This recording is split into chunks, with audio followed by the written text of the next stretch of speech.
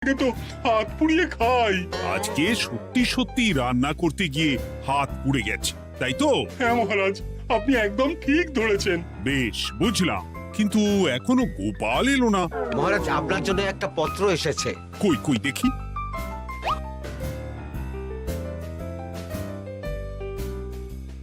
ঠিক আছে, তুমি এখন এসো।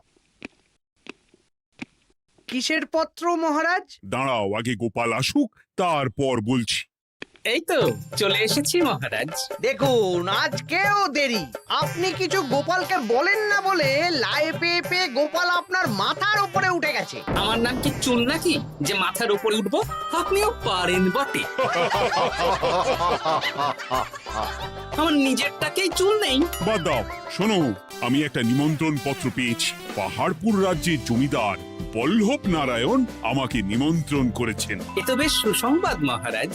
পাহাড়পুর অপূর্ব সুন্দর রাজ্য, আপনি ঘুরে আসুন মহারাজ। না না না না না, আমি একা যাব না, তোমাকেও যে যেতে হবে। আজ বিকেলেই বেরোবো, তুমি জামা কাপড় গুছিয়ে রেখো। এ আমার পরম সৌভাগ্য মহারাজ। এ কি মহারাজ, গোপাল কেন যাবে? আমি কি দোষ করেছি? আমাকেও নিয়ে চলুন। না না না, তুমি রাজ্যের মন্ত্রী, আমি বেশ কিছুদিন থাকবো না, তাই রাজ্যটা তোমাকেই সামলাতে হবে। আচ্ছা আচ্ছা, আপনি তো রানীমাকেও নিয়ে যেতে পারতেন। আমি কোথায় কাকে নিয়ে যাব সেটা আমার একান্তই ব্যক্তিগত ব্যাপার। তুমি বেশি বোঝাতে এসো না মন্ত্রী। বেশ।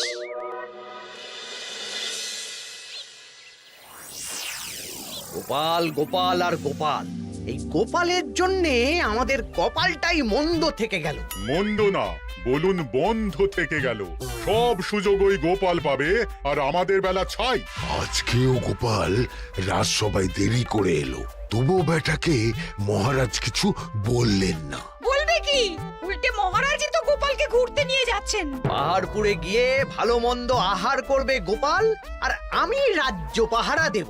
হ্যাঁ, ঘেন্না ধরে গেল এই জীবনে। গোপাল যতদিন আছে ততদিন কিন্তু আমরা ওই ফুলে ফেপে উঠতে পারবো না। গোপালের যেন 7 খুন মাপ। আমরা তো বানের জলে ভেসে এসেছি।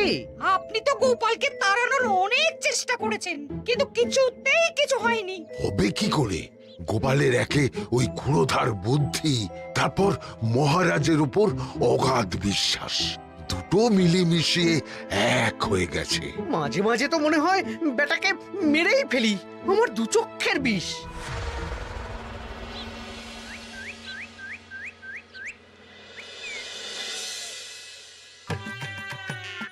বলছি গিন্নি, কি এত তুমি পোটলায় বাঁধছো বলো তো? এত দূরের রাস্তা, তাই শুকনো খাবার ভালো করে বেঁধে দিচ্ছি। হ্যাঁ, তা কি কি দিয়েছো শুনি? ভিজে চিড়ে দিয়েছি, মুড়ি, নারকোল কুচো, চিনি দিয়েছি। হ্যাঁ, ব্যাস, আর কিচ্ছু দিতে হবে না। আমার সাথে তো মহারাজও যাচ্ছেন। আমি একটু বেশি করে দিয়েছি গো। দূর, সে কথা বলিনি।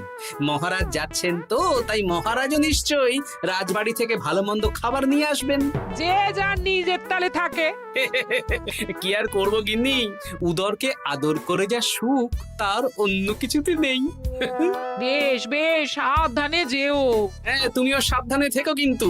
আর নাতনি নাতনিগুলো এলে তাদের জানিয়ে দিও যে দাদু বেশ কিছুদিন থাকবে না। ঠিক আছে গো, ঠিক আছে। সাবধানে যাবেন মহারাজ।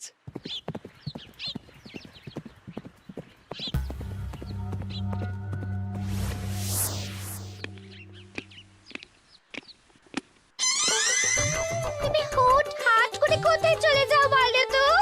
আমি বিকেলে তোমার জন্য মুচমুচে বেগুনি ভেজেছি। সে ঠিক আছে, কিন্তু তোমাকে এখন রান্নাঘরে থাকলে হবে না গিন্নি। ও মা, রাতের খাবার কে করবে শুনি? আমি তো এখন একটু একটু রান্না শিখে গেছি। এখন তোমাকে অন্য কাজ করতে হবে। কি কাজ? শোনো, বুঝতে পেরেছো তো? একদম জলের মতো পরিষ্কার বুঝে গেছি। তাহলে আর দেরি না করে যাও।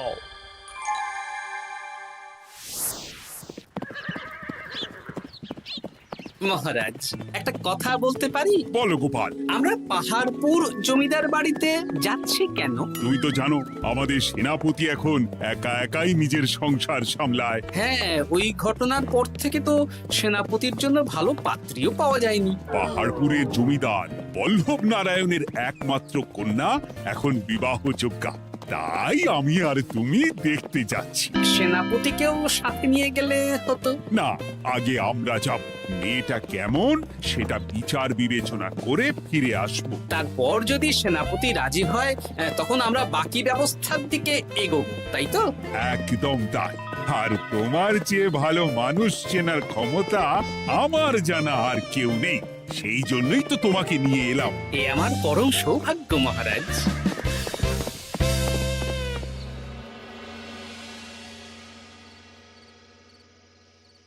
প্রণাম রানীমা।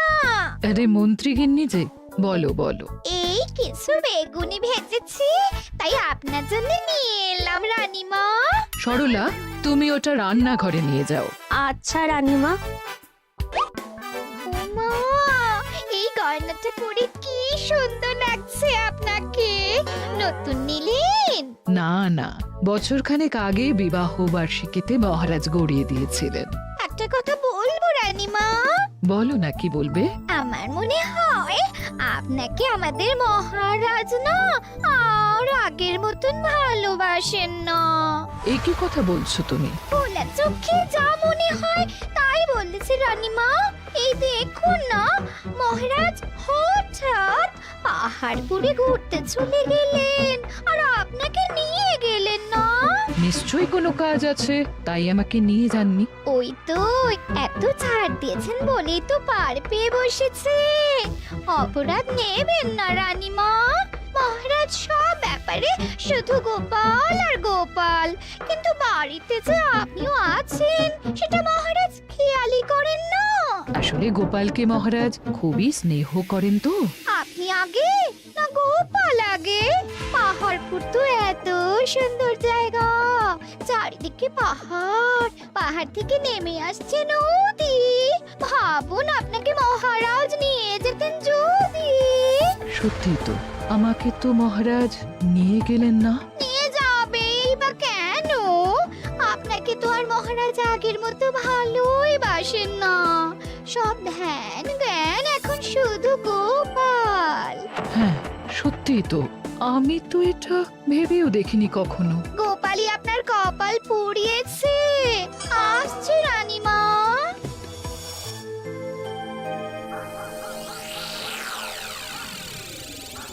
কি গো গিন্নি, আমি যেমন যেমন বলেছি তুমি তেমন তেমন রানীমাকে বুঝিয়েছো তো? হ্যাঁ হ্যাঁ, আমি একেবারে এমন ভাবে কানে পুষ্পমন্ত ঢেলেছি, রানীমার কান মাথা সব সব ভরে গেছে। এবার শুধু মাঝে মাঝে ইন্ধন জুগিয়ে যেতে হবে, বুঝলে? তারপরে তোমার পথের কাঁটা ফাঁকা হয়ে যাবে। আর একবার গোপাল সরে গেলেই আর কোনো চিন্তা নেই। দু হাত ভরে রোজগার করবে গো।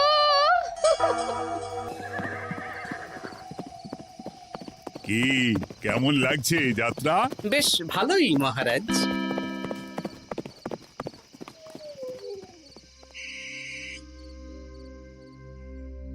রানীমা, খাবার কি আমি এই ঘরে নিয়ে আসবো? না, আজ আমি কিচ্ছু খাবো না, কিচ্ছু না, খিদে নেই, যাও। এ কি রানীমা, আপনি তো সেই দুপুরের পর কিছুই খাননি। তোমাকে একবার কিছু বললে তুমি বুঝতে পারো না? বলেছি তো আমার খিদে নেই, আমাকে বিরক্ত করো না, যাও।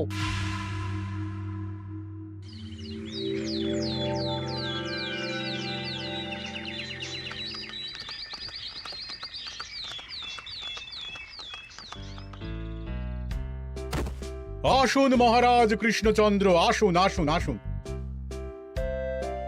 কি সুন্দর জায়গায় পাহাড়পুর, মনে হচ্ছে বেশ কিছুদিন থেকে যাই। তা থেকে যান না। এখন যে কাজে এসেছি সেটা আগে করে নি, তারপর যদি সব ঠিকঠাক তখন তো আবার আসতে হবে। তাও ঠিক। এই বিমলা মা, এদিকে আয়। এই নিন কমলা লেবুর শরবত। বেশ সুন্দরী দেখতে মহারাজ। নিজের মেয়ে বলে বলছি না, বিমলা সব কাজ নিজের হাতে করে। বাড়িতে পাঁচটা দাস দাসী আছে, তাদের কাজই করতে দেয় না। বাহ বাহ বাহ, ভালোই তো।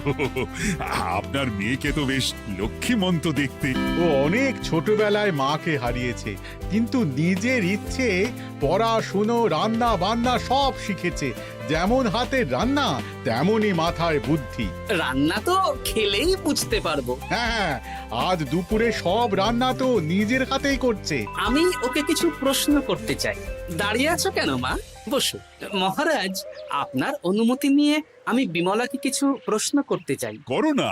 আচ্ছা বিমলা, তোমার বয়স কত? আসছে শ্রাবণে আমি 19 বছরে পড়ব। আচ্ছা, শ্রাবণ মাসে জন্ম, বর্ষাকালে। বেশ বেশ। আচ্ছা বলো তো, মেঘের ডাকে জল ছেড়ে ডাঙায় উঠে পড়ে, মানুষ তাকে হাতে পেলে নিয়ে যায় ঘরে, এটা কি? কই মাছ। বাহ বাহ, এবার বলো তো, এমন কোন জিনিস যেটা একান্তই তোমার কিন্তু অন্যেরা বেশি ব্যবহার করে? আমার নাম। বাহ বাহ বাহ বাহ বাহ, খুব সুন্দর খুব সুন্দর। আপনার মেয়ের মাথায় বুদ্ধি আছে। আচ্ছা আচ্ছা, আরেকটা প্রশ্ন করবো।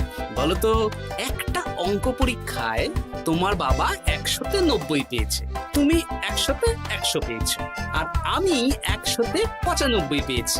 তাহলে কে বেশি বুদ্ধিমান? আপনি বেশি বুদ্ধিমান। এমা, এটা তুই কি বললি রে? তুই তো 100-তে 100 পেয়েছিস, তাহলে তুই বেশি বুদ্ধিমান হবি না?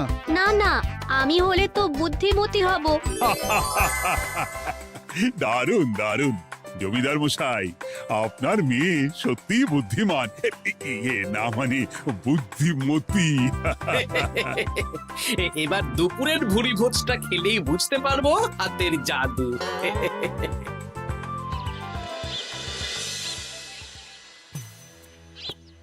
রানীমা, বেলা হয়ে গেছে, এভাবে না খেয়ে থাকবেন না, আপনার শরীর খারাপ করবে। তোমাদের মহারাজ আসুক, তারপরে খাবো। যতদূর জানি মহারাজ আগামীকাল সকালে ফিরবেন। বেশ, আমাকে একটু শরবত করে এনে দাও, আর কিছু খাবো না। আচ্ছা রানীমা। বুঝলি, আজ পুকুর ঘাটে গিয়ে যা শুনলাম না। কি শুনলে? রানীমা গতকাল বিকেল থেকে কিচ্ছু খাচ্ছেন না, মহারাজের ওপর রাগ করে। এখন রানীমার রাগ, এরপর ভাগ গোপাল ভাগ।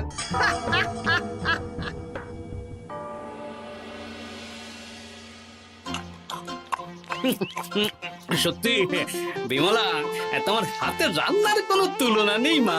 আমাদের সেনাপতি তাহলে আর হাত পুড়িয়ে রান্না করবে না বলছো? সে যদি কর্তাগিন্নিতে রাগারাগি হয় তখন। মা আমার লজ্জা পেয়েছে। তা আপনাদের কোনো আপত্তি নেই তো? কি যে বলেন, আপনার রাজ্যের সেনাপতি বলে কথা। বলছি, বিমলাকে তো আমাদের সেনাপতি দেখলো না, তাহলে? বিমলার একটা তৈলচিত্র আছে, আমি আপনাকে বরং সেটা দেব, আপনি ওনাকে গিয়ে দেখাবেন। সেই ভালো হবে, আমাদের খুব পছন্দ হয়েছে। তাহলে সেনাপতি রাজি হলে আমরা বিবাহের তারিখ চিঠিতে জানিয়ে দেব। আচ্ছা মহারাজ।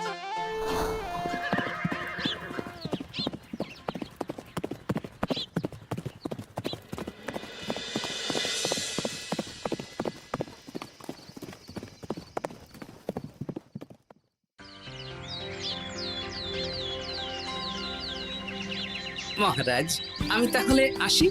যাওয়ার পথে আমি সেনাপতির সাথে কথা বলে নেব। হ্যাঁ হ্যাঁ গোপাল, এসো। বেশ ভালোই কাটলো পাহাড়পুরে। হ্যাঁ মহারাজ, অনেক ধকল গেছে, যান গিয়ে বিশ্রাম নিন।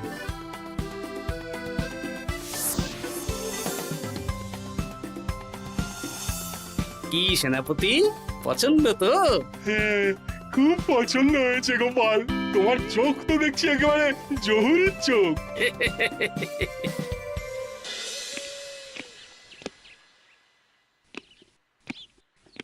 চিরটা কাল আপনি ওই গোপাল গোপাল করে কাটিয়ে দিন।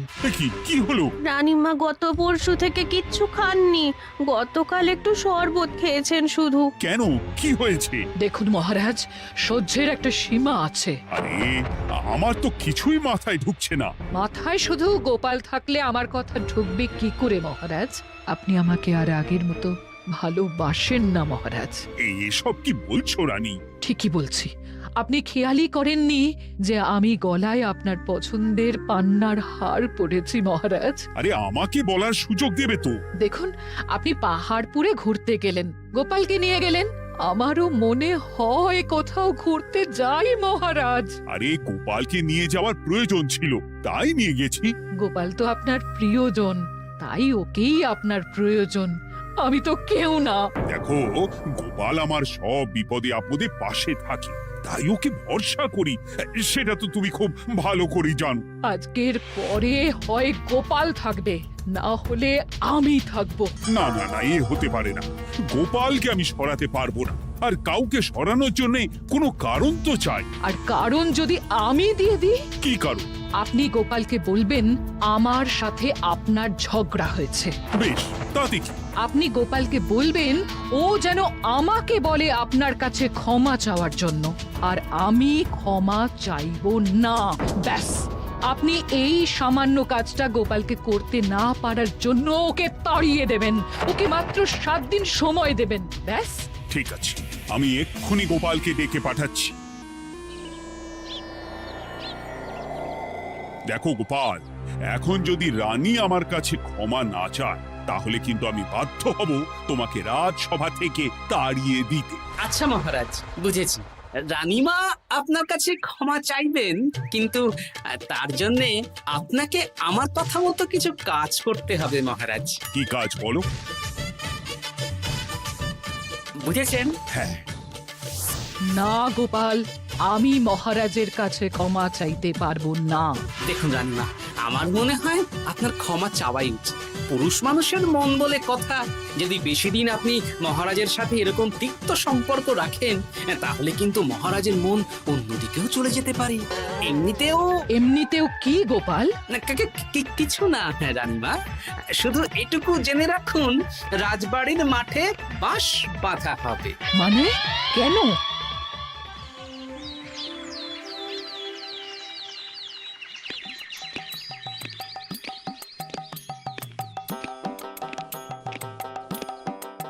আসতে পারি মহারাজ? হ্যাঁ, এসো এসো।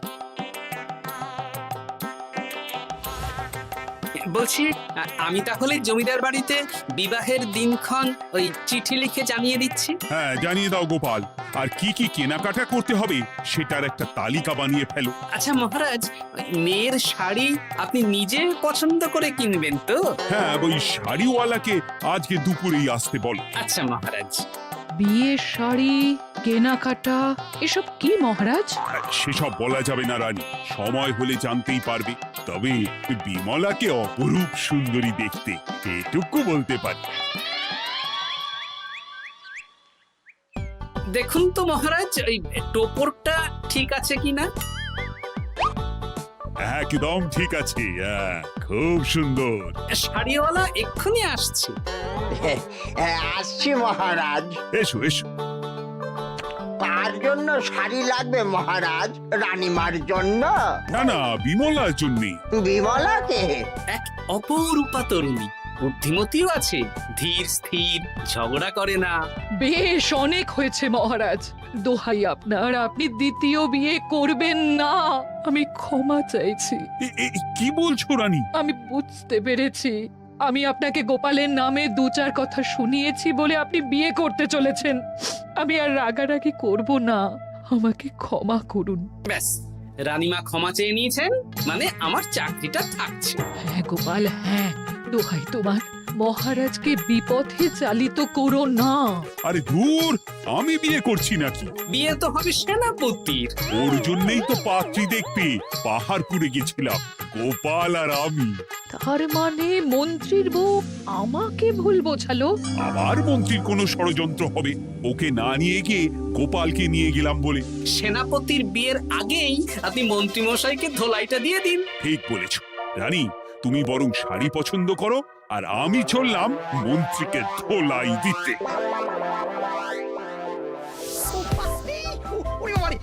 তুমি এত নীচ, হ্যাঁ? তোমার গিন্নিকে দিয়ে রানীর কানে বিষ ঢালা। ভুল হয়ে গেছে, ক্ষমা করে দিন। এখন মন্ত্রীমশাই ভ্যাঁ করছেন, কদিন পরে সেনাপতির বিয়েতে প্যাঁ হবে ছাদনা তলায়।